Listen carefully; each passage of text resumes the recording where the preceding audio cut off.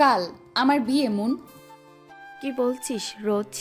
হ্যাঁ ঠিক বলছি, বাবা আমাকে বিয়ে দিয়ে দিবে রে। কেন? কি হয়েছে? বাবার নাকি ছেলে খুব পছন্দ হয়েছে। তুই না পড়াশোনা করতে চাস?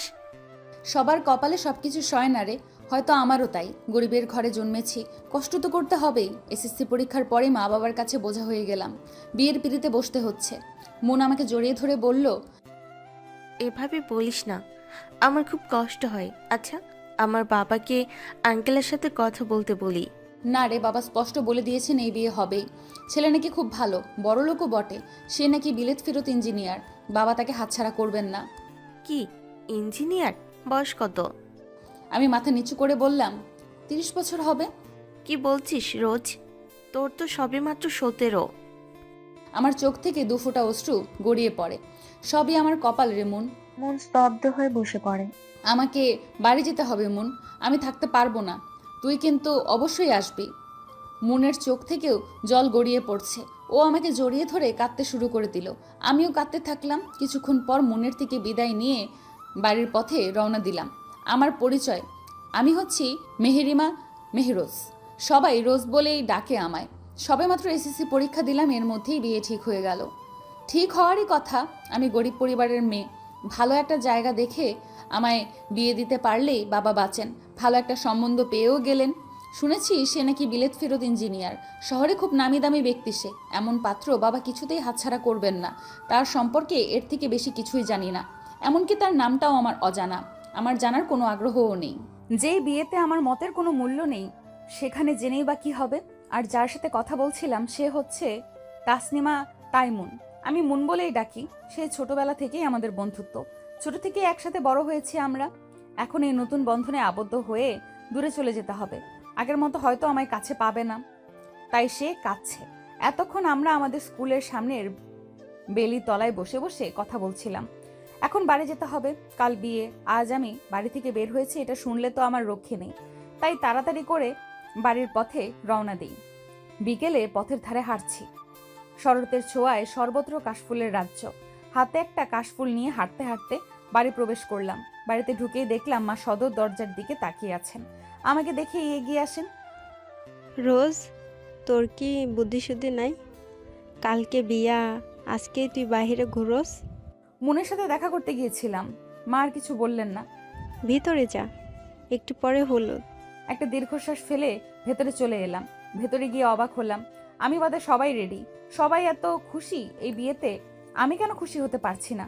আমার চাচাতো বোন মিম এসে বলল, চলো রোজ আপু, তোমাকে রেডি করে দেই। আমার মাও চলে এলেন। মা বললেন, দেখ রোজ, ছেলেটা খুব ভালো। এমন ছেলে লাখে একটা। তুই কোনো ঝামেলা করিস না, তোর বাবাকে তো চিনিস। আমি শুধু বলে কাটিয়ে যাই। মনে মনে বলতে থাকি, একটা মেয়ের মতামত না জিজ্ঞেস করে বিয়ে করতে চাইছে, এই কেমন ভালো ছেলে। যাই হোক, সবাই মিলে আমাকে রেডি করে দিচ্ছে। আমি গ্রামের একটা মেয়ে, ততটা সাজগোজ আমি করি না, আর ইচ্ছেও নেই। তবুও আমাকে মুখ ভর্তি মেকআপ দিয়ে সাজিয়ে দিচ্ছে সবাই। শুনেছি আমার হবু শাশুড়ি নাকি আজ হলুদ দিতে আসবে। তার যত্নে যাতে কোনো ত্রুটি না হয় এইসব বলা বলি করছে সবাই। দেখতে পেলাম বাবার চোখ মুখে বিশ্বজয়ের উল্লাস। এতটা খুশি আমি আর কিচ্ছু বললাম না। নীরবে সবার কথা শুনে গেলাম। আমার বাবারা 3 ভাই। আমরা সকলে এই বাড়িতেই থাকি, কিন্তু 3 ভাইয়ের জন্য 3টে ঘর। বড় চাচার মেজো চাচার ঘর দুটো দেওয়াল করা, মাঝে একটা ছোটখাটো উঠান। এখানে সব আয়োজন করা হয়েছে। সবার অনেক আনন্দ উল্লাসের মাধ্যমে হলুদের অনুষ্ঠান শেষ হলো। অনুষ্ঠান শেষে আমার হবু ফুফু শাশুড়ি বললেন, মারে, আমার পাগল ছেলেটারে সামলে রাখিস। তোকে অনেক ভালোবাসে, জানিস ওর জীবনটা অনেক বেশি কষ্টের। আমি মাথা নাড়িয়ে সম্মতি জানালাম, কিন্তু তার কথা আমি কিছুই বুঝতে পারলাম না। কি বলছেন উনি? রাতে না খেয়েই শুয়ে পড়লাম। সারা রাত আমার হলুদ মাখানো। গ্রামের নিয়ম অনুযায়ী সকাল ছাড়া নাকি গোসল করতে পারবো না। প্রচুর বিরক্ত লাগছে, তবুও চোখ বুজে শুয়ে রইলাম। মন আমার হলুদ সন্ধ্যায় আসেনি। জানি না কি হয়েছে, বিয়েতে আসবে তো কিছুই ভালো লাগছে না। মুন আমার এমন একজন বান্ধবী যার সাথে আমি সব কথাই শেয়ার করি। ওই একমাত্র ব্যক্তি যাকে আমি পরিবারের লোকজন থেকেও বেশি বিশ্বাস করি। আমাদের দুইজনকে একসাথে দেখলে মনে হবে আমরা 2 বোন। সকালে শহর থেকে তারা সবাই চলে এসেছেন। 2টো মেয়ে এসে আমার কাছে বসেছে। একজন আমার থেকে বড় আর একজন আমার সমবয়সী। দুজন মিলে আমায় সাজিয়ে দিচ্ছে আর কথা বলছে। জানতে পারলাম দুজনেই আমার ননদ। যাকে আমার সমবয়সী বলে মনে হয় সে আমার বরের আপন বোন। তার নাম তাসনুবা মাহমুদ মিফতা। সে নাকি 9-এ পড়ে। যাক, আমার থেকে ছোট তাহলে। আর বড়জন হচ্ছে তার ফুফাতো বোন আলিশা রহমান। সে বিবাহিত, একটা ছেলে আছে তার। কিন্তু দেখে তো এরকম মনে হয়ই না। এই বিভিন্ন কথা বলছে তারা। কথা বলতে বলতে আমাকে সাজানো শেষ করলো তারা। গায়ে জুড়ে দিল একটা মেরুন রঙের লেহেঙ্গা শাড়ি। আমার মেহেদি রাঙা হাতগুলোতে খয়েরি রঙের চুড়ি সমাহার, ঠোঁট রাঙানো লাল লিপস্টিক, চোখে গাঢ় করে কাজল মাখা, গা ভর্তি ভারী গহনা। আমার ননদিনী বলে উঠল, উফ ভাবি, তোমাকে যা লাগছে কি বলবো আর। তুর্য ভাই দেখলেই তো। অপরজন বললেন, ঠিক বলেছিস। জানতে পারলাম তার নাম তুর্য, তাসকিন মাহমুদ তুর্য। বিয়ের সকল নিয়ম মেনেই আমাদের বিয়ে সম্পূর্ণ হলো। মুনকে মাত্র একবার দেখেছি। ওর মন অনেক খারাপ। কিছুক্ষণ থেকে ও চলে গেছে। যাকু এসেছিল এটাই বেশি। বিয়ের পর বরের যাওয়ার সময় মেয়েরা নাকি খুব কান্না করে, কিন্তু আমার কান্না আসছে না। শুধুমাত্র ছোট বোন মধুর জন্য খুব কষ্ট হচ্ছে। আমাকে এসে জড়িয়ে ধরে বলল, আমায় ছেড়ে চলে যাবি আপুই? আমি একা কি করে থাকবো? এখন আমার খুব কষ্ট হচ্ছে। মা বাবাও অনেক কাঁদলেন। আমি অবাক হয়ে চেয়ে থাকলাম। আমাকে বিয়ে দেওয়ার জন্য উঠে পড়ে লেগেছিল, এখন আবার কাঁদছো কেন? আমাদেরকে বিদায় দেওয়া হলো। গাড়ি চেপে তাদের বাড়ির দিকে, অর্থাৎ শহরের দিকে রওনা হলাম। শুনেছি তারা নাকি এই গাড়ির লোক, কিন্তু এখন শহরেই থাকে। গাড়িতে বসে খুব কান্না আসছে, কিন্তু কাঁদতে পারছি না। আমার বর স্পষ্ট বলে দিয়েছেন যদি কান্না করি তাহলে রাস্তায় ফেলে দিয়ে চলে যাবেন। তার কণ্ঠের মায়ে পড়ে গেলাম। এক সুমিষ্ট আওয়াজে আমাকে শান্ত হতে বললেন তিনি, কিন্তু আমি একবারও দেখিনি তাকে। বুঝতে পারলাম তার দৃষ্টি আমাতেই নিবদ্ধ। কিছু বললাম না। রাত প্রায় 10টা। তাদের বাড়িতে চলে আসলাম। বাড়িটা দেখেই বুঝতে পারলাম তারা কতটা বড়লোক। এক বিশাল এলাকা জুড়ে তাদের বাড়িটা, চারপাশে গাছগাছালির সমাহার। বাড়ির আশেপাশে ততটা বাড়ি নেই, একেবারেই শান্ত পরিবেশ। বোধহয় এলাকাটা পুরোই তাদের দখলে। বাড়িতে প্রবেশ করার পর আমাকে একটা সুসজ্জিত কক্ষে নিয়ে যাওয়া হলো। ঘরটা বেশ পরিপাটি করে গোছানো, চারদিক ফুলের সুবাসে মুখরিত। রাত প্রায় 12টা। খাটের ওপর বসে আমার বরের অপেক্ষায় বসে আছি। আর বসতে পারছি না, খুব ঘুম পাচ্ছে আমার। সচরাচর রাত 10টার মধ্যে ঘুমিয়ে পড়ার অভ্যাস আমার।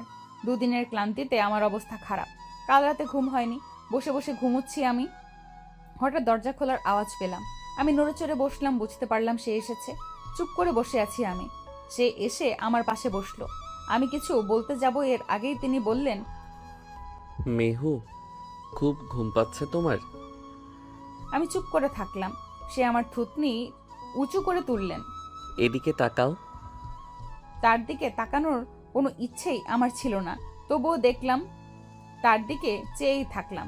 এক অন্যরকম সৌন্দর্য তার, এক সুদর্শন সুপুরুষ যাকে বলে। ফর্সা চেহারায় ছোট ছোট দাড়ির আবির্ভাব, গোলাপি ঠোঁট জোড়া নাড়িয়ে কথা বলছে আমার সাথে। গায়ে তার কালো রঙের শেরওয়ানি, পলক যেন পড়ছে না তার থেকে। সে হাসছে। উফ, আরো বেশি সুন্দর লাগছে এখন। একটা পুরুষ মানুষ এত সুন্দর হয় কিভাবে? সে আমার সামনে হাত নাড়ালো। আমার ধ্যান ভেঙে গেল। সে হেসে বলল, মেহু, আমাকে দেখার অনেক সময় পাবে। আপাতত তুমি পড়াশোনায় মন দাও। কয়েকদিন পর রেজাল্ট আসবে, কলেজে ভর্তির প্রিপারেশন নাও। আর হ্যাঁ, এখন ঘুমাও। আমি সোফাতে ঘুমাচ্ছি। কোনো সমস্যা হলে আমাকে ডাক দিও। তার ব্যবহারে আমি আরো বেশি আশ্চর্য হলাম। বেশি কিছু না ভেবেই ঘুমিয়ে পড়লাম। সকালে উঠে যা দেখলাম, সকালে ঘুম থেকে উঠে আমি অবাক। সূর্য আমার ডান হাত আঁকড়ে ধরে পাশেই বসে ঘুমিয়ে আছেন। তার ঘুমন্ত চেহারাটা খুব মায়াবী লাগছে এখন। সিল্কি চুলগুলো কপালটায় এসে নামছে। সুদীর্ঘ আঁখি পল্লব বন্ধ করে শুয়ে আছেন। মনে হচ্ছে একটা বাচ্চা ঘুমিয়ে আছে। তার মুখশ্রীতে ক্লান্ত ভাব স্পষ্ট। আমার বেশ অস্বস্তি লাগছে এই মুহূর্তে। একে তুর্য এভাবে হাত ধরে রেখেছেন, আরেকদিকে আমার শাড়ি এলোমেলো হয়ে আছে। তুর্য ঘুম থেকে উঠে দেখলে কি হবে? আমি কিছুক্ষণ চেষ্টা করেও তার শক্ত হাতের বাঁধন খুলতে ব্যর্থ হলাম। সে আমার হাত সযত্নে বুকে আগলে গভীর ঘুমে মগ্ন।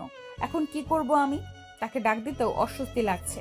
এক হাত দিয়ে বারবার শাড়ি ঠিক করার চেষ্টা করছি, কিন্তু কোনো মতেই সম্ভব হচ্ছে না। কোনো উপায় না বুঝে কিছুক্ষণ বসে রইলাম। অবশেষে বাধ্য হয়ে তাকে ডাক দিলাম, এই যে হাতটা ছাড়ুন। আমার আওয়াজ শুনে তুর্য চোখ খুলে তাকালো। সে এক দৃষ্টিতে আমার দিকে তাকিয়ে থাকে, অপলক দৃষ্টিতে। তার দৃষ্টি এক রহস্যময় দৃষ্টি। কেন এইভাবে তাকিয়ে আছেন তিনি আমার বোধগম্য হলো না। আমি তার চোখ থেকে চোখ সরিয়ে নিলাম।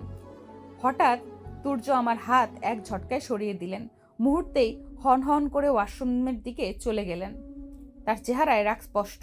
এমন কেন হলো আমি বুঝতে পারলাম না। তার এহেন কাণ্ডে হতবাক হওয়া ছাড়া আর কিছুই বুঝতে পারলাম না। কিছুক্ষণ পর তুর্য ওয়াশরুম থেকে বেরিয়ে এলেন। আমি তার দিকে তাকাতেই সে চোখ সরিয়ে নিলেন, ড্রয়ার খুলে দিয়ে বললেন, এখানে তোমার জামা কাপড় আছে, শাড়িটা চেঞ্জ করে আসো। বলেই সে রুমের বাইরে চলে গেলেন। ড্রয়ারে হরেক রকমের কাপড়ের বাহার দেখে বেশ অবাক হলাম। আমি খয়েরি রঙের একটা শাড়ি নিয়ে ওয়াশরুমে চলে গেলাম। ড্রেসিং টেবিলের সামনে দাঁড়িয়ে বারবার শাড়ি পরার চেষ্টা করছি আমি, কিন্তু বরাবরের মতোই ব্যর্থ হচ্ছি আমি।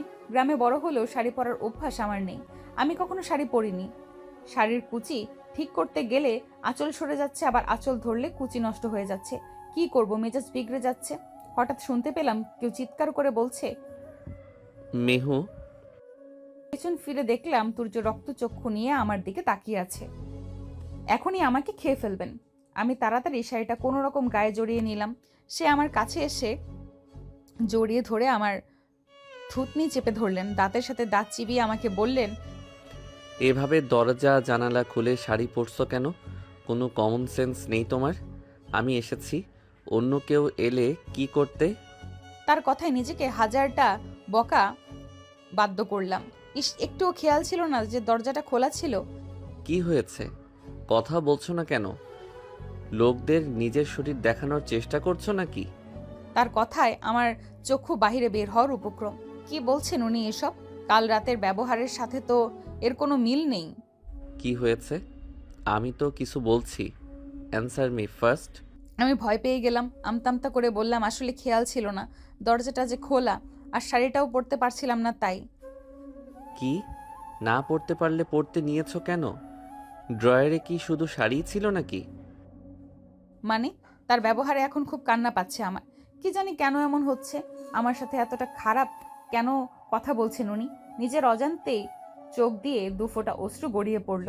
তুর্য হয়তো সেটা খেয়াল করলেন। দেখলাম তার মুখখানা মুহূর্তেই মলিন হয়ে গেছে। ক্রমেই আমায় নিয়ে ব্যস্ত হয়ে পড়লেন তিনি।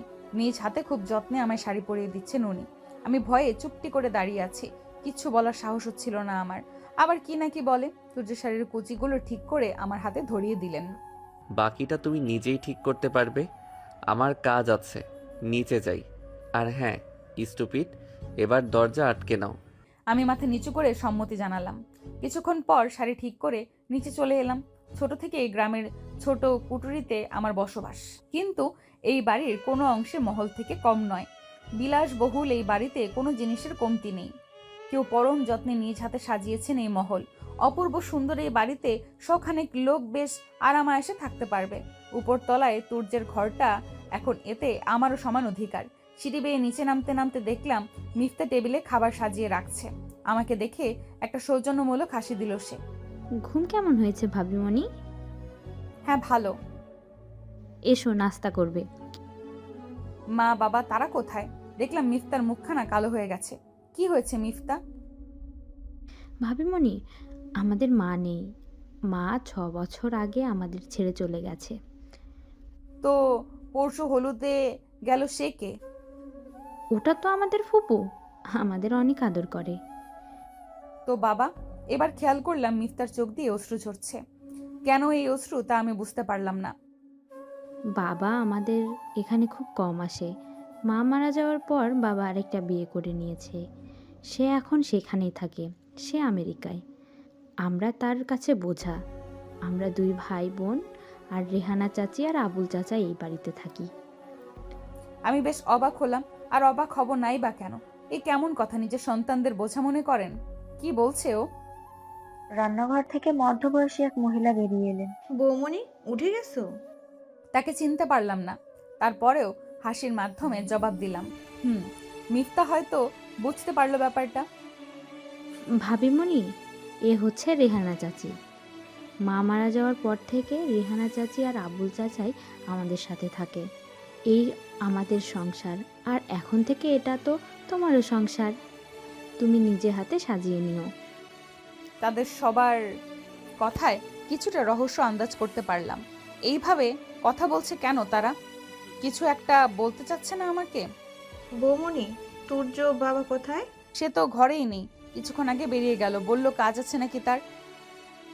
ও আচ্ছা ভাবিমণি, আসো নাস্তা করবে। আমার খুব খিদে পেয়েছে, তোমার সাথে খাবো বলে বসে আছি। মিফতার কথায় বেশ ভালো লাগলো। মেয়েটা ছোট হলেও বেশ বুদ্ধিমতী আর চাপা স্বভাবের। মিফতা, রেহানা চাচি আর আমি তিনজন মিলে নাস্তা সেরে নিলাম। নাস্তা শেষ করে মিফতা বলল, ভাবিমণি, আমি স্কুলে যাই, 3 দিন ধরে যাইনি। আরও বন্ধ দিলে স্যার প্রচুর বকা দিবে। আচ্ছা যাও, সাবধানে যেও, নিজের খেয়াল রেখো আর তাড়াতাড়ি বাড়ি ফিরে এসো, কেমন?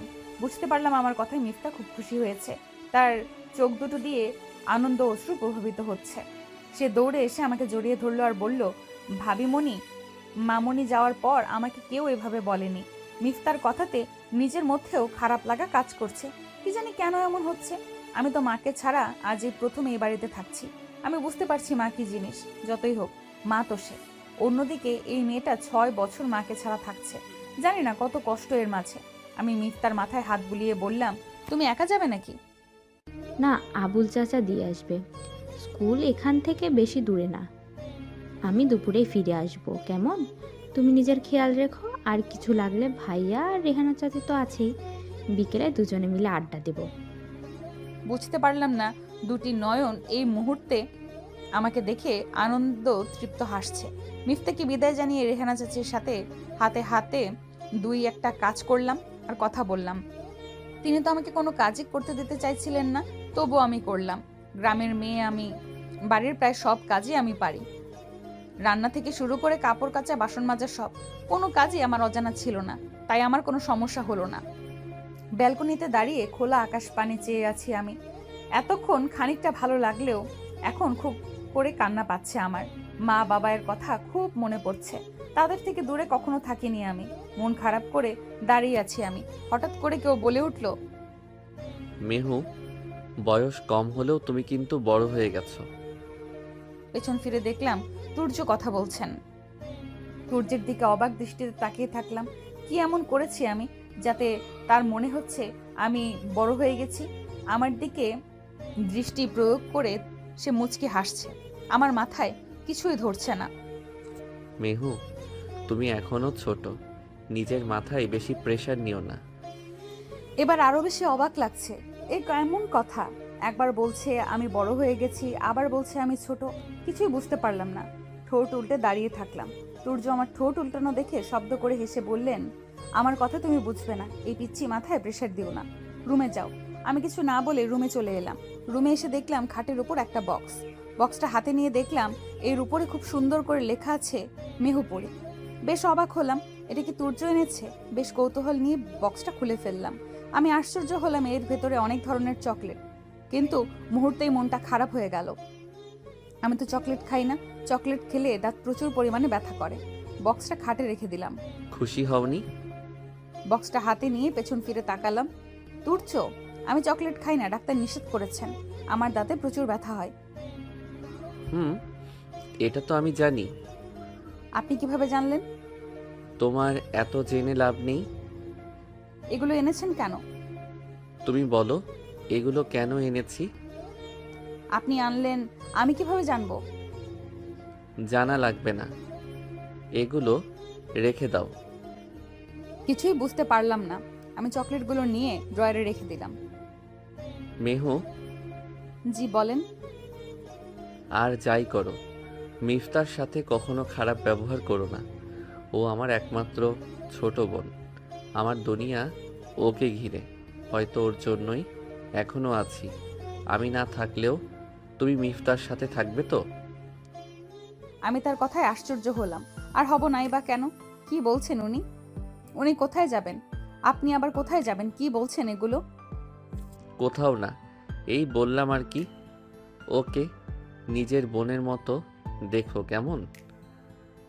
বলেই সূর্য রুম থেকে বেরিয়ে গেলেন। আমি তার যাওয়ার পানে চেয়ে রইলাম। লোকটা এমন কেন? তার কথায় কোনো আগাগোড়া আমার বুঝে আসে না কেন? দুপুর গড়াতেই মিফতা চলে এলো। আমি তখন ড্রয়িং রুমটা গোছাতে ব্যস্ত। রেহানা চাচি রান্না করছে, এই ফাঁকে আমিও টুকিটাকি কাজ করছি। মিফতা এসেই আমাকে জড়িয়ে ধরলো। কি করছো সুইট ভাবিমণি? তুমি চলে এসেছো? স্কুল শেষ? হ্যাঁ। যা গোসলটা সেরে নাও, খাবার খাবে। হুম। মিফতা চলে গেল। আমি ঘরটা গুছিয়ে সোফাতে গিয়ে বসলাম। মানুষটা সেই যে বের হলো, এখনো আসার কোনো নামগন্ধ নেই। কোথায় সে? এখনো আসছে না কেন? কাল যে এলাম, বাবা মায়ের সাথেও একটাবার কথা হলো না। সব মিলিয়ে মনটা বেশ খারাপ। মন খারাপ করে বসে আছি। মন খারাপ কেন বৌমনি? কই না তো চাচি। আমি বুঝি মা, বাবা মায়ের সাথে কথা বলতে চাও? হুম। আচ্ছা, তুর্য বাবা কোথায়? আমি জানি না তো। তোমারে বইলা যায় নাই? না তো। আচ্ছা। চাচির সাথে কথা বলতে বলতেই মিফতা চলে এলো। ভাবিমণি কি করছো? এই তো বসে আছি। তা দিন কেমন কাটলো? কোনো সমস্যা হয়নি তো? না, কোনো সমস্যা হয়নি। তোমার স্কুল কেমন গেল? স্যার বকেছে? না, ভাইয়া নাকি স্যারকে ফোন করেছিল। ও, চলো, খাবে না? ভাইয়া আসুক, ততক্ষণ আমরা গল্প করি, চলো। আমি মুচকি হেসে সায় দিলাম। মিফতা আমাকে টেনে বাড়ির বাহিরে নিয়ে এলো। ও আমাকে বাড়ির বাগানের দিকটায় নিয়ে গেল। বিশাল এলাকা জুড়ে বাগানটা। এতে রয়েছে অনেক রকমের ফুল ও ফল গাছ। খুব শৃঙ্খল সারিতে দাঁড়িয়ে আছে এগুলো। মিফতা আমাকে নিয়ে বাগানের এক কোণে বসানো দোলনায় বসিয়ে দিল। সেও আমার পাশ ঘেঁষে বসে পড়ল।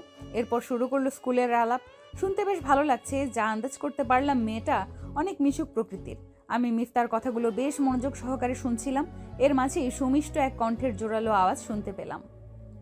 খাওয়া দাওয়া ছেড়ে এখানে বসে গল্প করা হচ্ছে কেন? ভাইয়া চলে এসেছো? তোমার অপেক্ষায় তো ছিলাম। আমি তো কখন এলাম, আপনাদেরই কোনো সারা শব্দ নেই। তা না, এমন করছো কেন? নতুন ভাবির সাথে একটু গল্প করছিলাম। তা খাওয়া শেষ করে সারাদিন গল্প করো, কোনো মানা নেই। এখন খেতে চলো। আচ্ছা চলো। আমার কিছু বলার সাহস হলো না। আমি চুপটি করে মূর্তির মতো দাঁড়িয়ে থাকলাম। ভয়ে কিছুই বললাম না। কি জানি, তাকে দেখলে বলার ভাষাই আমি হারিয়ে ফেলি। মিফতা আমার হাত টেনে নিয়ে এলো। আমি দেখলাম তুর্যের দৃষ্টি আমাতেই নিবদ্ধ। আমার মুখের অবস্থা দেখে সে মিটিমিটি হাসছে। খাওয়া দাওয়া শেষে তুর্য উপরে চলে গেলেন। আমি রেহানা চাচির সাথে টেবিল গুছিয়ে উপরে চলে আসলাম। মিফতা ঘুমোতে চলে গেছে। রুমে গিয়ে দেখলাম তুর্য চোখের ওপর হাত রেখে খাটের ওপর শটান হয়ে শুয়ে আছেন। মায়ের সাথে কথা বলার খুব ইচ্ছে হচ্ছে, কিন্তু সামনে এগোনোর শক্তি বোধ হয় হারিয়ে ফেললাম। পেছন ফিরে বেরিয়ে আসব, তখন শুনতে পেলাম সে মোহনীয় কণ্ঠস্বর। মেহু, কোথায় যাচ্ছ? আমি কিছু বলতে পারলাম না। দেখলাম তার হাতখানা চোখের উপর এখনো। তাহলে সে আমাকে কিভাবে দেখলো? আশ্চর্য হলাম। মেহু, কথা বলছো না যে? আমাকে ভয় পাও? আমি কিছু বললাম না। তুর্য এবার চোখ থেকে হাত সরিয়ে উঠে বসলাম। হাতের ইশারায় আমাকে তার নিকট ডাকলেন। আমি এগিয়ে গেলাম। খাটের নিকট আসতেই সে আমার এক হাত টেনে আমাকে তার পাশে ঘেঁষে বসালেন। আমি যেন পাথর জমে গেলাম। তুর্য বললেন, মেহু, মা বাবার সাথে কথা বলতে চাও? আমি মাথা নাড়িয়ে সম্মতি জানালাম। সে মুচকি হেসে আমাকে বললেন, মেহু, আমি জানি এই বিয়েটা হয়তো তোমার অমতে হয়েছে। আমি এমন কোনো কাজ করব না যা তুমি পছন্দ করো না। আমাকে বন্ধু ভাবতে পারো। নিজের সব প্রয়োজন আমার কাছে না বললে আমি বুঝবো কিভাবে? আমি কিছু না বলে বসে থাকলাম। তুর্য আমার হাতে ফোনটা দিয়ে বললেন, নাও কথা বলো। আমি আনন্দিত হয়ে ফোনটা হাতে নিলাম। মাকে কল করে তার সাথে কথা বলতে শুরু করলাম। যতই অভিযোগ অভিমান থাকুক না কেন, সে তো আমার মা। আমি জানি, আমার জননী। তুর্য আমার উল্লাসিত মুখটা দেখে মুচকি হাসছেন। পিচ্চিটা অল্পতেই খুশি। প্রাণ খুলে হাসা তো তোমার থেকেই শেখা। তোমায় দেখলে কেন বারবার প্রেমে পড়ে যাই, কেন বারবার মন এই ছোট্ট পরীকেই চায়। তবে কি তুমি আমার স্নিগ্ধ পরী? ওই মায়াবী চোখে কি এমন আছে যা প্রতি মুহূর্তে আমাকে পাগল করে? তবে কি আমার স্নিগ্ধ আবেশে তুমি, শুধুই তুমি? ধরনের বুকে আধার ঘনিয়ে আসছে। সন্ধ্যা হয়ে এসেছে। সেই বিকেল থেকে মিফতার সাথে গল্প করতে করতে কখন যে সন্ধ্যা হয়ে এলো টেরই পেলাম না। এই হাজারো বিষয়ে আলাপন হলো তার সাথে। একদিনেই দুজনের মধ্যে খুব ভালো একটা সম্পর্ক হয়ে এলো। আমরা দুজনে ছাদে বসে বসে গল্প করছিলাম। একটু আগে তুর্য এসে ডাক দিয়ে গেছেন। তবুও আমাদের গল্পের ভাণ্ডারের জমানো গল্প বলি এখনো শেষ হয়নি। আমরা আমাদের মতো গল্প করেই চলেছি। পরক্ষণেই দেখতে পেলাম তুর্যকে। সে বোধহয় রেগে আছেন। তার মুখ রাগে লাল হয়ে আছে, কপালের রক্ত দুটি স্পষ্ট দেখা যাচ্ছে। তাকে দেখে আমারও এই মুহূর্তে বেশ ভয় লাগছে। মিফতা আমার পেছনে দাঁড়িয়ে আমাকে জড়িয়ে ধরলো।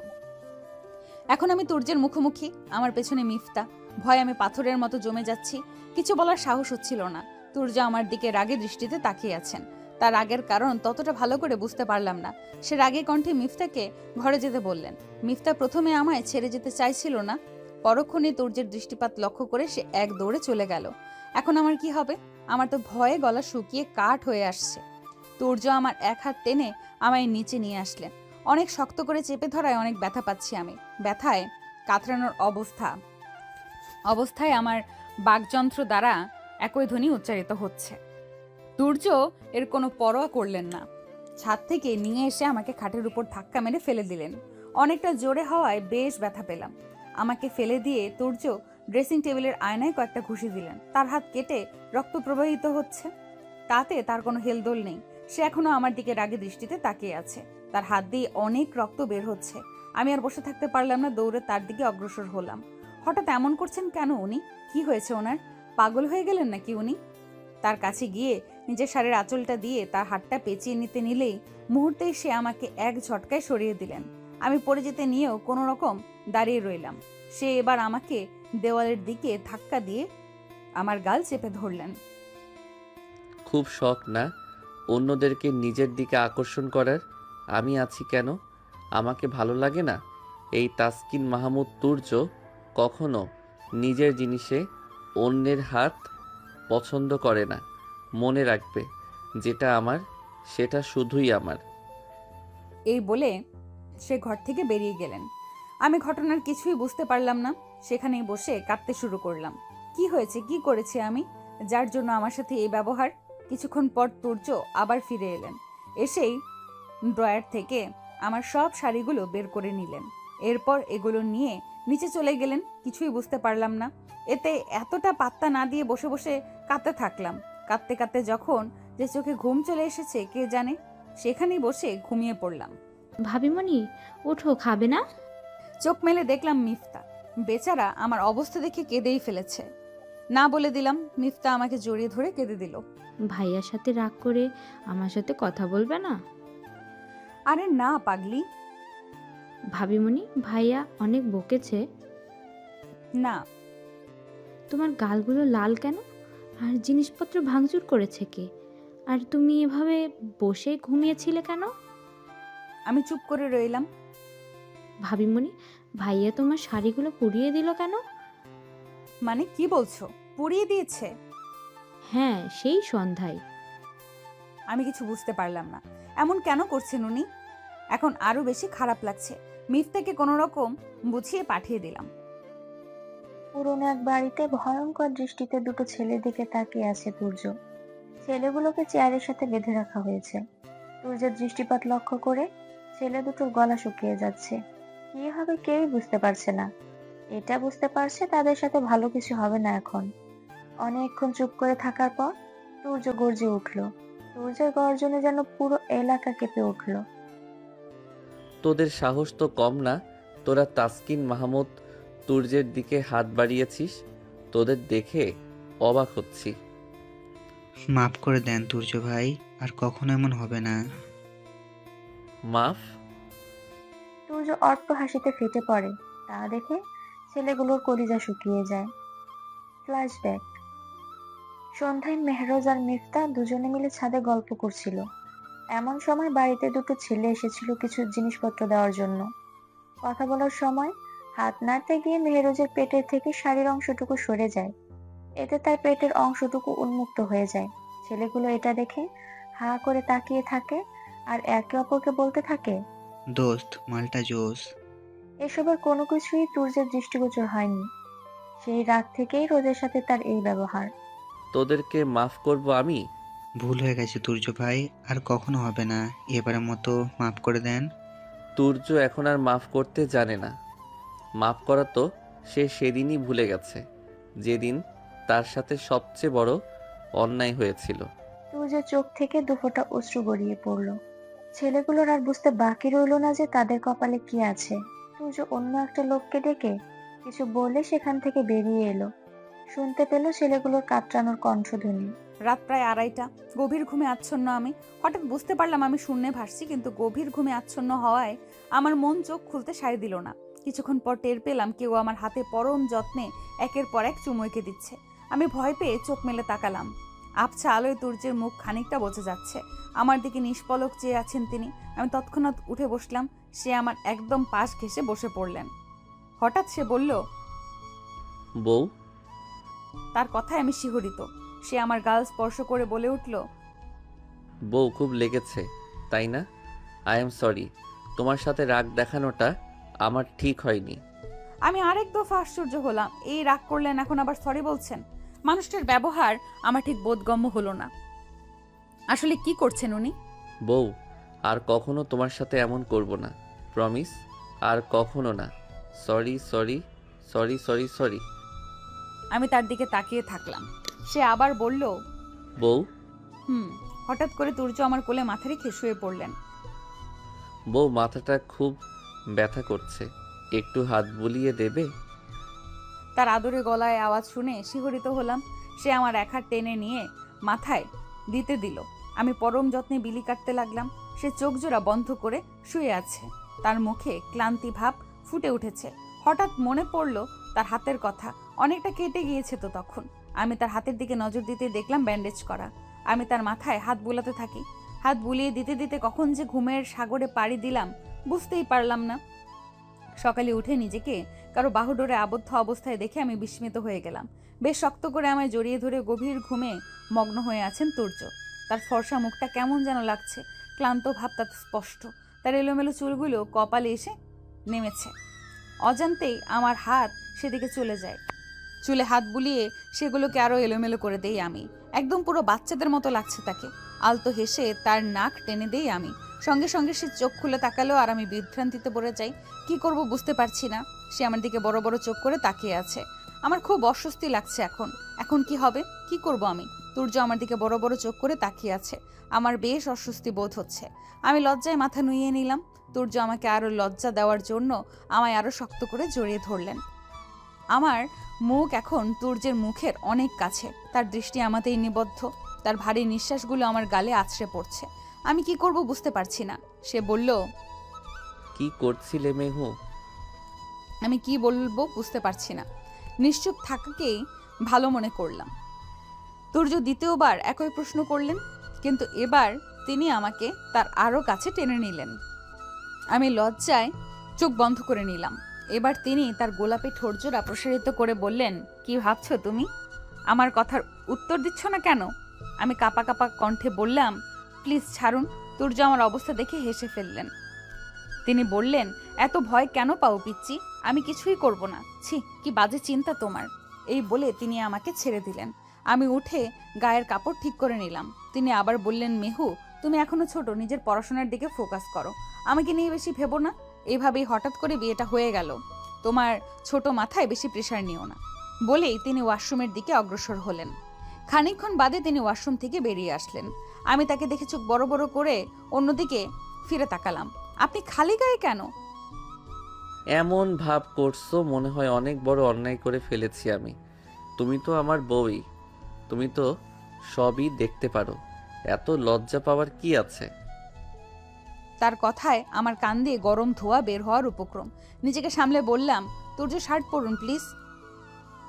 আরে ওটাই তো সমস্যা হচ্ছে, হাত কেটে যাওয়ায় অনেক কষ্টে গোসলটা সারতে পারলেও শার্টটা পরতে পারছি না। ভেবেছিলাম তোমাকে বলবো, কিন্তু তুমি তো এর আগেই। তার হাতের কথা মনে হতেই আমি পেছন ফিরে তাকালাম। তার কাছে গিয়ে হাত থেকে ব্লু রঙের শার্টটা নিয়ে নিলাম। শার্টটা গায়ে পরিয়ে একের পর এক বোতামগুলো লাগিয়ে দিলাম। তিনি আমার দিকে তাকিয়ে মুচকি হাসছেন।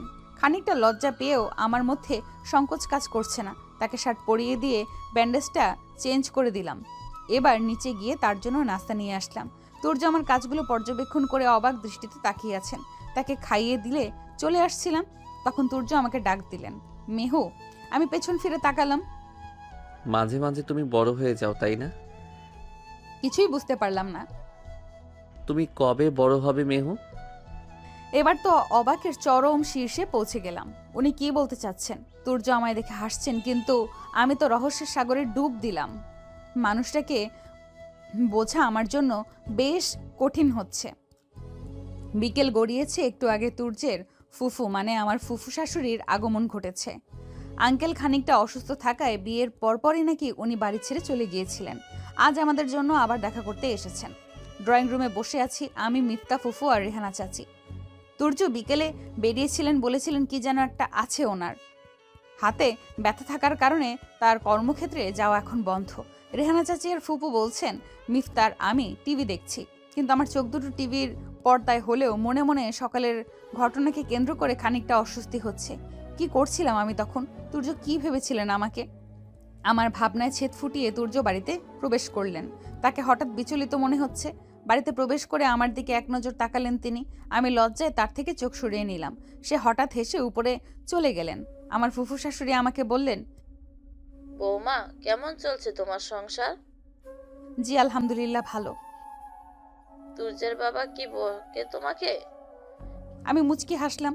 গতকালকের ভয়ঙ্কর অভিজ্ঞতা কিছুই বললাম না। হয়তো আমার হাসিকে সে ভালোর লক্ষণ হিসেবে ধরে নিয়েছে। এবার তিনি বললেন, মা, আমার ছেলেটা একটু রাগী হলেও তোমাকে অনেক ভালোবাসে। ও তোমাকে কখনো কষ্ট দেবে না। আমি বেশ আশ্চর্য হলাম। ভালোবাসা মানে কি বলছেন উনি? তবে কি তুর্য আমাকে আগে থেকেই চিনতেন? আমাকে কি করে চেনেন উনি? হাজারো প্রশ্ন এখন মনে দানা বাঁধছে। কি বলবো বুঝতে পারলাম না। মা জানিস, ছোট থেকেই আমার তুর্যটা বেশ চঞ্চল স্বভাবের ছিল। পুরো বাড়িটা মাথায় করে রাখতো। কিন্তু এক দুর্ঘটনায় আমার ছেলেটা একেবারেই গম্ভীর হয়ে গেছে। ওকে তো আমি হাসতেই দেখতাম না, সবসময় কেন যেন হয়ে থাকতো ছেলেটা। প্রাণ খুলে হাসতো। ও প্রায় ভুলেই গেছিল। তোকে দেখার পর খানিকটা স্বাভাবিক তুর্যকে দেখছি আমরা। মানে কিছুই বুঝতে পারছি না আমি। কি বলতে চাচ্ছেন উনি? আমাকে দেখার পর আর কি দুর্ঘটনা ঘটেছে ওনার সাথে? আমার মাথায় হাজারো প্রশ্নের বোঝা, কিন্তু কিছুই বলতে পারছি না আমি। পাশ থেকে মিফতা টিভি বন্ধ করে আমাকে জড়িয়ে ধরলো। ভাবিমণি, তুমি আমাকে আর ভাইয়াকে ছেড়ে যাবে না তো? সত্যি ভাইয়া তাহলে মরেই যাবে। আমার মাথা ঘুরে আসছে তাদের এই রহস্যজোড়া কথাগুলোতে। কিছুই বুঝতে পারছি না। এবার আমি ফুফুকে বললাম, কি বলছেন আপনারা? আমি তো কিছুই বুঝতে পারছি না। একটু খুলে বলুন না প্লিজ। কি হয়েছে ওনার সাথে? কেন এমন উনি? মিফতা আমার কথা শুনে আমাকে আঠার মতো জড়িয়ে ধরলো। ফুফু বলতে শুরু করলেন, এটা আজ থেকে 6 বছর আগের কথা। যখন তুর্যের মা দিলরুবা জীবিত ছিলেন, তখন ভাই তাহিদ মাহমুদের প্রথম স্ত্রী উনি। ওটা তো জানো, তুর্য লন্ডন থেকে পড়াশোনা শেষ করেছে। ছোট থেকেই তুর্য মেধাবী ছাত্র হওয়ায় ভাইয়ের অনেক শখ ছিল ওকে বিদেশে পড়াশোনা কর। আর আমাদের তো ধন সম্পদের কোনো কমতি ছিল না, তাই তুর্যকে বিদেশেই বড় করেছেন তিনি। তুর্য আর মিফতা, এই নিয়েই ছিল তাদের সুখের সংসার। তুর্য বাহিরে পড়াশোনা করলেও বছরে 3বারও দেশে আসতো। প্রথমত মিফতার জন্মদিনের দিন, দ্বিতীয়ত ওর মা বাবার বিবাহ বার্ষিকীতে, আর তৃতীয়ত বার আসতো মায়ের জোড়াজুড়িতে, ওর বাবা মায়ের 25তম বিবাহ বার্ষিকীতে এসে। ফুপু, কি বলছো তোমরা? তুর্যের কণ্ঠস্বর শুনতে পেয়ে ফুফু চুপ হয়ে গেলেন। কথা ঘুরিয়ে বললেন, এই তো নতুন বৌমার সাথে গল্প করছিলাম আর কি। বুঝতে পারলাম উনি চাচ্ছেন না তুর্যের সামনে কিছু বলতে। আমিও আর কিছু বললাম না, কিন্তু প্রশ্ন যেন আমার পিছু ছাড়ছে না। কি হয়েছে ওনার বাবা মার বিবাহ বার্ষিকীতে? রাত প্রায় 12টা। তুর্য বাড়িতে নেই। সেই সন্ধ্যায় বেরিয়েছেন ফুফুকে নিয়ে। আঙ্কেল হঠাৎ করে অসুস্থ হয়ে পড়েছেন, তাই ফুফুকে বাসায় দিয়ে আসতে গেছেন তিনি। আমাদেরকে নেননি, বলেছেন তাড়াতাড়ি ফিরে আসবেন, কিন্তু তার ফিরে আসার কোনো হদিশ পাচ্ছি না আমি। আমার রাত জাগার অভ্যাস একদমই নেই। ঘুমে দু চোখের পাতা এক হয়ে আসছে আমার। আপাতত মিফতার ঘরে আছি আমি। আমায় উনি স্পষ্ট করে বলে দিয়েছেন দেরি হলে মিফতার সাথে থাকতে, একা থাকতে নিষেধ করেছেন। মিফতা তো গভীর ঘুমে মগ্ন। আমি ব্যালকনিতে দাঁড়িয়ে সদর দরজার দিকে তাকিয়ে আছি, কখন ওনার আগমন ঘটবে। অনেক ঘুম পাচ্ছে, এখন আর দাঁড়িয়ে থাকতে পারছি না আমি। বেলকনি থেকে গিয়ে মিফতার পাশে শুয়ে পড়লাম। সকালে সোনালি রোদের আলো চোখে পড়তেই হাত দিয়ে চোখ ঢেকে নিলাম, আর মোড়া ভেঙে বিছানায় বসে পড়লাম। চোখ খুলে নিজেকে তুর্যের ঘরে আবিষ্কার করলাম। আমি এখানে কখন এলাম? কে আনলো? তুর্য কোথায়? আশপাশ তাকিয়ে দেখলাম তুর্য জানলার কাছে দাঁড়িয়ে আছেন, আমার দিকেই তাকিয়ে আছেন তিনি। তা ঘুম ভেঙেছে তাহলে? কটা বাজে? আমি এখানে কিভাবে আসলাম? আমি এনেছি। এবার আমার ধারণা পরিষ্কার হলো। রাত জাগতে বলেছিল কে? কয়টায় ঘুমিয়েছিলে? আপনি কখন এসেছেন? এত দেরি হয়েছে কেন? রাফসান বাসায় ছিল না, আমি আঙ্কেলের সাথে ডাক্তারের কাছে গিয়েছিলাম, তাই দেরি হয়েছে। রাফসানকে? তুর্য আমার দিকে চেয়ে বললেন। আমার ফুফাতো ভাই। ও, আপনার হাতের অবস্থা কেমন? তুর্য আমার দিকে এইভাবে চেয়ে আছেন যেন আমি তার কাছে কি না কি জানতে চেয়েছি। এমন করে তাকিয়ে আছেন কেন? আমি কি খারাপ কিছু জিজ্ঞেস করেছি? আরে না, তা না, দেখছি আমার মেহু পরিটা বড় হচ্ছে। আমি তার দিকে অবাক হয়ে চেয়ে থাকলাম। সে আমাকে বলল, মেহু, আজকে আমায় অফিসে যেতে হবে, ইম্পর্টেন্ট একটা কাজ আছে, তাড়াতাড়ি নাস্তা রেডি করো। এই অবস্থায় আপনি অফিস যাবেন? হাতের তো 12টা বাজিয়েছেন। এবার সে আমার কথায় হেসে ফেললেন, আমায় টেনে তার কাছে বসালেন, এরপর বললেন, ও নিয়ে তোমাকে চিন্তা করতে হবে না পিচ্চি, আমি ঠিকই সামলে নিব, তুমি নাস্তা রেডি করো। আমি চলে যেতে নিব, ঠিক তখনই তুর্য আমার কাঁধে হাত রাখলেন। জানো মেহু, আমি ভেবেছিলাম তুমি আমার সাথে আর কথা বলবে না, অনেক রাগ করবে ভেবেছিলাম। কেন? ওই যে। আমি চুপ করে রইলাম। ঠিকই তো, সেদিন যা করেছিলেন উনি অন্য কেউ হলে নিশ্চয়ই প্রতিবাদ জানাতো। মেহু, কিছু না, যাও। আমি কিছু না বলেই চলে আসলাম। নিচে গিয়ে দেখলাম মিফতা স্কুলের জন্য রেডি হচ্ছে। আমাকে দেখে বলল, ভাবিমণি, কাল তুমি কখন গিয়েছিলে? তার কথায় উত্তরে কি বলবো ভেবে পাচ্ছি না আমি। কিভাবে বলবো আমি নিজেই তো জানি না কিভাবে গেলাম। মিফতা রেডি হয়ে স্কুলে চলে গেল। আমি রেহানা চাচির সাথে হাতে হাতে নাস্তা সাজিয়ে নিচ্ছি। রেহানা চাচি আমার কাজে মুগ্ধ। আমার নিপুণ হাতের কাজ তিনি হয়তো আশা করেননি। টেবিলে খাবার সাজাতে সাজাতে দেখলাম তুর্য সিঁড়ি বেয়ে নিচে নামছেন। আমি খাবারগুলো রেখে দিলাম। তিনি এসে একটা চেয়ার টেনে বসে পড়লেন।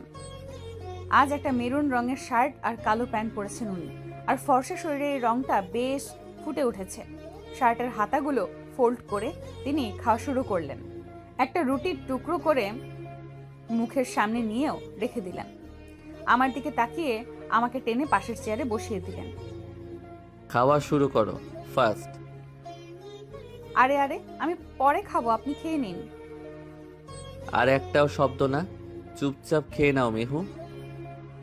তার ধমক শুনে আমি কথা না বলে মুখে রুটি পুড়তে লাগলাম। সে একটু পরপর আমার দিকে দেখছে আর মুচকি হাসছে। আমার তো গা জ্বলে যাচ্ছে। নাস্তা সেরে বেরিয়ে পড়লেন তুর্য। মিফতা তো এর আগে স্কুলে চলে গেছে। রেহানা চাচি রান্নাঘরে দুপুরে রান্নার আয়োজন করছেন। ড্রয়িং রুমে বসে বোর হচ্ছিলাম আমি। হঠাৎ মনে হলো গতকালের কথা। ফুপি তো কথাগুলো অসমাপ্ত রেখেই চলে গেছিলেন। রেহানা চাচি যেহেতু অনেক বছর ধরে এখানে আছেন, নিশ্চয়ই তিনি জানবেন। আমি রান্নাঘরের দিকে অগ্রসর হলাম। রান্নাঘরে গিয়ে দেখলাম চাচি সবজি কাটছেন। আমি গিয়ে তার পাশ ঘেঁষে দাঁড়ালাম। তিনি আমাকে দেখে বললেন, কিছু বলবা বৌমনি? আসলে চাচি, গতকাল ফুপু কি বলছিল আপনি কি তার আর বাকি বুঝতে রইল না আমি কি বলতে চাইছি। তিনি বললেন, অনেক আগে থেকেই এই বাড়িতে থাকি আমি। বড় বৌমনি অনেক ভালো ছিলেন। উনি কিভাবে মারা গেছেন আর কি করতে চেয়েছিলেন ফুপি? তিনি দীর্ঘশ্বাস ফেলে বললেন, এগুলো পরে কমু বৌমনি, এখন শুনতে চাইও না, তুমি এখনো ছোট। আমি কিছুই বুঝতে পারলাম না। তিনি আবার বললেন, বৌমনি, সময় হলে সবটা জানতে পারবা। শুধু তোমারে এইটুকু বলি, তুর্য বাবারে সাইডা যাইও না, ছেলেটা অনেক ভালোবাসে তোমারে। বিকেলে বাগানে ঘুরছি আমি। বাগানে দাঁড়িয়ে বিগত দিনগুলোর কথা চিন্তা করছি আমি। দেখতে দেখতে পুরো 1 সপ্তাহ কেটে গেল। এই 1 সপ্তাহে জীবনের বহু অভিজ্ঞতার সম্মুখীন হয়েছি আমি। এই এক অন্যরকম অভিজ্ঞতা, অন্যরকম অনুভূতি। এই দিনগুলোতে সবার আপন হয়ে উঠেছি আমি, কিন্তু তুর্য মানুষটার ব্যবহার ঠিক কী রূপ তা এখনো বুঝতে পারলাম না। এই রাগ আবার এই পানি, তার ব্যবহার ও কথাবার্তা আমার কাছে অজানা রহস্য। তাকে বোঝা আমার জন্য কঠিন। কেন যেন ভালো লাগছে না এখন। মিফতা ঘুমোচ্ছে, তুর্য এখনো বাড়ি আসেননি। রেহানা চাচি কেন জানি তাদের গ্রামের বাড়িতে গেছেন। কি যেন সমস্যা হয়েছে তাদের জমি জমা নিয়ে। মেঘমুক্ত সুনির্মল আকাশের গাঢ় নীল ব্যাপী আর ব্যঞ্জনা, শরতের ছোঁয়ায় শিশির ভেজা ঘাসে কোমল শিহরণ। শরৎ মানেই শিউলি ছড়া সকাল, লাবণ্যের জোয়ার। হালকা চপল মেঘ ও রোদ্দুর লুকোচুরি খেলছে আকাশ মাঝে। শিউলি ফুলের সুবাস ছড়িয়ে পড়ছে চারপাশটায়। এই বাড়ির বাহিরে দেখলেই লোকে বুঝতে পারবে বাড়ির মালিক কতটা শৌখিন। হরেক রকমের দেশি বিদেশি ফুল আর ফলের চাষ করা হয়েছে বাগানটাতে। আমার মনে হয় বাড়ি থেকে এই বাড়ির বাগানটাই বেশি বড়। বাগানে ঘুরতে ঘুরতে শুনতে পেলেন এক মোহনীয় কণ্ঠস্বর। হ্যাঁ, এটা তুর্যের কণ্ঠস্বর। কি করছো? পেছন ফিরে দেখলাম তুর্য। তাকে বেশ চিন্তিত মনে হচ্ছে। তার ফর্সা মুখটা মলিন হয়ে আছে। তার কণ্ঠস্বর কেমন যেন ক্লান্তি মিশ্রিত। সারাদিন পরে শেষ বিকেলে বাড়ি ফিরেছেন। দেখেই বোঝা যাচ্ছে সারাদিন অনেক পরিশ্রম করেছেন। আমাকে তার দিকে তাকিয়ে থাকতে দেখে তিনি বললেন, মেহু, এভাবে তাকিয়ে আছো কেন? কিছু না তো। এখানে কি করছো? ভালো লাগছিল না, তাই এখানে এসে দাঁড়িয়েছিলাম। ও আচ্ছা, আমি ফ্রেশ হয়ে আসছি। তুমি খাবার রেডি করো, খুব খিদে পেয়েছে। বলেই তিনি চলে গেলেন। আমিও তার পিছু পিছু বাড়িতে প্রবেশ করলাম। বাড়িতে গিয়ে আমি রান্নাঘরে ছুটে গেলাম। খাবার গরম করে টেবিলে নিয়ে রাখলাম। সবকিছু রেডি করে বসে থাকলাম, কিন্তু তুর্যের আসার কোনো লক্ষণ দেখলাম না। আমি উপরের ঘরে চলে গেলাম। তুর্য চোখ বন্ধ করে বিছানায় শুয়ে আছেন। সে তো ফ্রেশ হয়ে নিচে যাবে বলেছিল, কিন্তু হঠাৎই এমন শুয়ে আছেন কেন? কি হয়েছে? আমি তাকে ডাকতে থাকলাম, আপনি খাবেন না? তার কোনো সাড়া শব্দ পেলাম না। এভাবে কয়েকবার ডাকতে থাকলাম, কিন্তু তিনি কিছুই বলছেন না। আস্তে আস্তে তার দিকে অগ্রসর হলাম, কিন্তু তিনি তো সেভাবেই শুয়ে আছেন। কোনো হেলদোল নেই তার। আমি কাছে গিয়ে কাঁপা কাঁপা হাতে তার গা স্পর্শ করলাম। জ্বরে তার গা পুড়ে যাচ্ছে। বেশ অবাক হলাম। এই তো আমার সাথে কথা বলল, হঠাৎ করে জ্বর কেন এলো? আমি তার পাশে বসে পড়লাম। জ্বরে সে বেঘোর। তাড়াতাড়ি করে তার গায়ে একটা কম্বল দিয়ে দিলাম। এরপরে তার মাথায় জলপট্টি দিতে থাকলাম। তার কোনো সারা শব্দ নেই, একেবারে নীরব হয়ে শুয়ে আছেন। আমার বেশ ভয় লাগছে। হঠাৎ করে এত জ্বর কেন এলো? রাত প্রায় 12টা বেজে গেছে, কিন্তু তুর্যের জ্বর এখনো কমেনি। আমি পাশে বসে বসে মাথায় জলপট্টি দিচ্ছি। আমার পাশে মিফতাও বসে আছে। জ্বরটা না কমলে তুর্য এখন নড়াচড়া করছেন, এপাশ ওপাশ করছেন আর জ্বরের ঘোরে মায়ের নামে প্রলাপ বকছেন। বারবার তার মুখ থেকে মা মা প্রতিধ্বনি শুনতে পাচ্ছি। বেশ চিন্তা হচ্ছে এখন। ডাক্তার ডাকতে চাইলেও তুর্য বারণ করে দিয়েছেন। তিনি নাকি এমনিতেই ভালো হয়ে যাবেন। কিছুক্ষণ পরে আমি মিফতাকে ঘুমিয়ে পড়তে বললাম। মিফতা প্রথমে না যেতে চাইলেও আমার কাঠ কণ্ঠের কথা ফেলতে পারল না। তুর্যের মাথায় কাছে বসে আছি আমি। হঠাৎ তুর্য কাতর কণ্ঠে বললেন, মেহু, অনেক রাত হলো তো, ঘুমাও। আমি কিছু না বলে কাপড় ভিজিয়ে আবার তার কপালটায় রেখে দিলাম। তুর্য আবার বললেন, রাত জাগলে তোমার অসুখ হবে। আমি বেশ আশ্চর্য হলাম। আজব মানুষ তো, নিজের গায়ে কেমন জ্বর এর উপর আমার চিন্তায় মগ্ন। আমি বললাম, আমার কিচ্ছু হবে না, আপনি ঘুমানোর চেষ্টা করুন।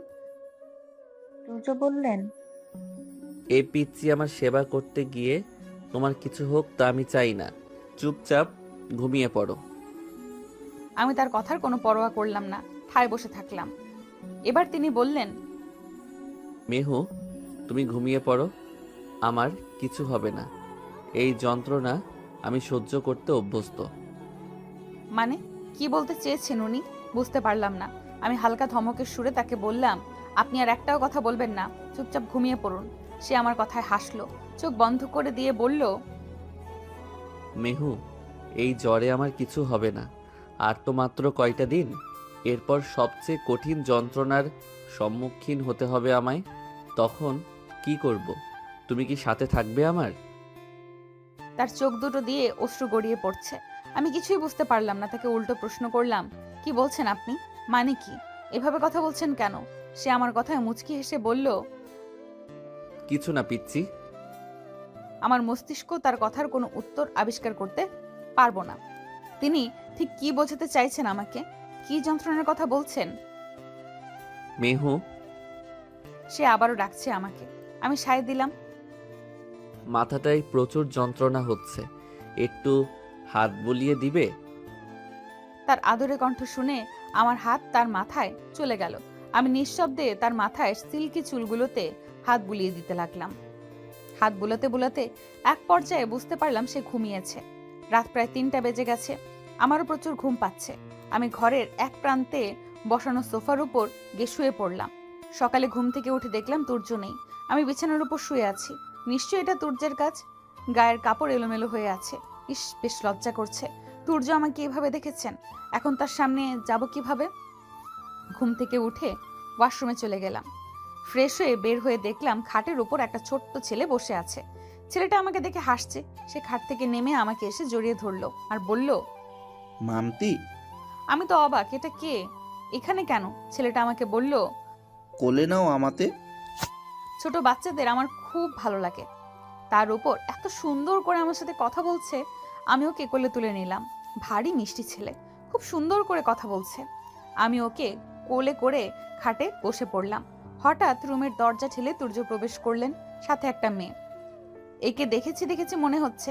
সে আমাকে বলল, ভাবি চিনতে পেরেছো আমাকে? মনে পড়লো একে তো বিয়েতে দেখেছিলাম। আমি বললাম, জি, কেমন আছেন আপু? এই তো ভালো, আপনি? জি আলহামদুলিল্লাহ ভালো। এটা হচ্ছে তুর্যের ফুফাতো বোন আলিশা রহমান, তার মানে ছেলেটি তার। তুর্য বলল, মেহু, এদিকে এসো। আলিশা আপু বললেন, ভাইয়া কি রে তুই? পরে তোর কথা শুনবে, আগে ভাবির সাথে কথা বলে নেই। বিয়ের দিন তো চলেই গেলাম, এখন সুযোগ হয়েছে, এসেছি, আবার কবে না কবে আসবো, তুই যা। তুর্য মুখটা মলিন করে চলে গেলেন। তার মুখ দেখেই বেশ হাসি পাচ্ছে আমার। মুহূর্তেই মনে হলো কাল রাতের কথা। তার জ্বর কমে গেছে। তুর্য বাড়িতে নেই বর্তমানে। আলিশা আপু, আমি আর মিফতা অনেকক্ষণ ধরে আড্ডা দিলাম। সাথে সায়ান ভাইয়া, আলিশার স্বামী ছিলেন। ড্রয়িং রুমে সবাই মিলে গল্প করছে আর আমি শাফিনকে কোলে নিয়ে বসে আছি এক পাশে। হঠাৎ সদর দরজায় খেয়াল হতেই দেখলাম তুর্য বাড়িতে প্রবেশ করছেন, হাতে অনেকগুলো প্যাকেট। আমায় চোখের ইশারায় তার কাছে যেতে বললেন। আমি শাফিনকে কোল থেকে নামিয়ে সেখানে গেলাম। সে প্যাকেটগুলো আমার হাতে দিয়ে দিল। সবাইকে খাবার দাও। আপনি বাহির থেকে খাবার আনতে গেলেন কেন? আমি তৈরি করতে পারতাম। তুর্য মুচকি হেসে বলল, আমার পিচ্চি বউটার তো অনেক কষ্ট হতো, আর আপাতত আমি এটা চাচ্ছি না। খাবার দাও। আমি সবাইকে নাস্তা সার্ভ করলাম। প্রতিটা সময় তুর্য আমার দিকে চেয়েছিলেন। স্নিগ্ধ পরি, বারবার কেন তোমার প্রেমে পড়ে যাই? তোমার নেশায় কেন এতটা আসক্ত আমি? আমার প্রতিটি আবেশে তুমি, আমার স্নিগ্ধ আবেশে তুমি, তোমার মায়ায় আবদ্ধ আমি। তোমায় ছাড়া আমি কি করে থাকতে পারবো আমি? মেহু, জি। 1 সপ্তাহ পরে তোমার রেজাল্ট দিবে। হুম কলেজে ভর্তির প্রিপারেশন নাও। তুর্য চলে গেলেন। দেখতে দেখতে আমাদের বিয়ের প্রায় 1 মাস কেটে গেল। এই দিনগুলো বেশ ভালোই গেল। এই দিনগুলোতে নিজেকে একেবারে এই পরিবারে খাপ খাইয়ে নিয়েছি আমি। তুর্যের বকা, আদর মাখা ধ্বনি, মিফতার সাথে খুনসুটি, এই সব নিয়ে বেশ ভালোই কাটছে আমার দিনগুলো। বুঝতে পারিনি এত তাড়াতাড়ি কেটে যাবে এতগুলো সময়। কিন্তু বেশ কিছুদিন ধরে লক্ষ্য করছি তুর্য কেমন জানি হয়ে যাচ্ছে। প্রয়োজনের অতিরিক্ত একটা কথাও বলেন না উনি। এটা প্রথম থেকে হলেও ইদানিং এর প্রভাব বেশি লক্ষ্য করছি আমি। তার ফর্সা মুখটা কেমন জানি শুকিয়ে যাচ্ছে। কি জানি চিন্তা করেন উনি। বাড়িতে যতক্ষণ থাকেন আমার থেকে দূরে থাকার চেষ্টা করেন। আজ বিকেলে ব্যালকনিতে দাঁড়িয়ে বাহিরের মনোরম প্রকৃতি দেখতে যখন আমি ব্যস্ত, তখনই এসে রেজাল্টের খবর শুনিয়ে গেলেন উনি। এতদিন রেজাল্ট নিয়ে ততটা চিন্তা না হলেও এটা এখন খুব চিন্তা হচ্ছে। আমার বুকে ভয় দানা বাঁধছে ধীরে ধীরে। পরীক্ষা মোটামুটি বেশ ভালোই দিয়েছি আমি। আশানুরূপ ফলাফল না হলে তখন কি হবে? রাত 10টা বেজে গেছে। আমি বারান্দায় দাঁড়িয়ে আছি। বিকেলে রেজাল্টের কথা শোনার পর থেকেই হাত পা কাঁপছে। আশেপাশে কি হচ্ছে তা যেন দেখতে পাচ্ছি না আমি। শুধু মনে পড়ছে যদি ফলাফল ভালো না আসে তখন কি হবে। কি ভাবছো এখনো? ঘুমাবে না? পেছন ফিরে দেখলাম তুর্য। এত টেনশন করছো কেন? তোমার রেজাল্ট ভালোই আসবে। আপনি কি করে বললেন? আমার বউ তো, তাই বললাম। আপনার বউ হলেই যে ভালো হবে এটার কোনো গ্যারান্টি আছে? অবশ্যই আছে। তাসকিন মাহমুদ তুর্য কখনো ভুল বলে না। ওকে। আমি কিছু বললাম না, চুপ করে রইলাম। সে আমার দিকে অপলক দৃষ্টিতে চেয়ে আছে। মনে হচ্ছে কতদিন আমাকে দেখেনি। তোমায় দেখার পিপাসা যেন মেটেই না। তোমার মাঝে কি আছে যা আমায় আকৃষ্ট করে? তোমার চোখের চাহনিতে এক অপূর্ব মায়া। বারবার কেন এই ছোট পরীটা আমাকে পাগল করে দেয়? কি নেশা আছে তোমার মাঝে? আমায় মনে পড়বে কখনো তোমার মেহুপরী? তাকে এক দৃষ্টিতে আমার দিকে তাকিয়ে থাকতে দেখে আমি জিজ্ঞেস করলাম, কি দেখছেন? আমার মেহুপরীটাকে দেখছি। আমার পরীটা বড় হচ্ছে। আমি তার কথায় মুচকি হাসলাম। তার কথাগুলো শুনতে এখন আমার খুব ভালো লাগে। জানি না কেন এমন হচ্ছে আমার। তবে কি আমি তার প্রতি আসক্ত হয়ে গেছি? আমায় ভাবনার জগতে বিলীন হয়ে যেতে দেখে তুর্য বললেন, মেহু, তুমি কি আমাকে ভুলে যাবে? আমি আশ্চর্য হলাম। ওনাকে দেখে ভুলে যাব আমি? কি বলতে চাচ্ছেন উনি? আমি কেন আপনাকে ভুলে যাব? আপনি এভাবে কথা বলছেন কেন? তুর্য মুচকি হেসে বলল, কিছু না পিচ্ছি বউ আমার। আমার মাথায় তার কথাগুলোই ঘুরপাক খাচ্ছে বারবার। আমাকে চিন্তামগ্ন থাকতে দেখে তিনি বললেন, মেহু শোনো, হুম। গ্রামে যাবে? মুহূর্তেই মনটা ভালো হয়ে গেল। অনেক খুশি লাগছে এখন। বিয়ের পর একবারও বাড়িতে যাওয়া হয়নি। অনেকদিন পর বাড়িতে যাব। মাঝে মাঝে আম্মু আব্বুর সাথে কথা বললেও তাদের দেখার ইচ্ছেটা আমার মাঝে তীব্র গতিতে বাড়ছে। আমি উৎকণ্ঠা হয়ে বললাম, কবে কবে কবে? এত খুশি? কাল সকালে যাব। আচ্ছা ঠিক আছে। ব্যাগ গুছিয়ে নাও। আচ্ছা, মিফতাও কিন্তু যাবে। হুম। সে আর কিছু বললেন না। আমিও কিছু না বলে ব্যাগ গোছাতে চলে গেলাম। সকালে গ্রামে যাব, খুব খুশি লাগছে আমার। দীর্ঘ সময় পাড়ি দিয়ে বাড়িতে চলে এলাম।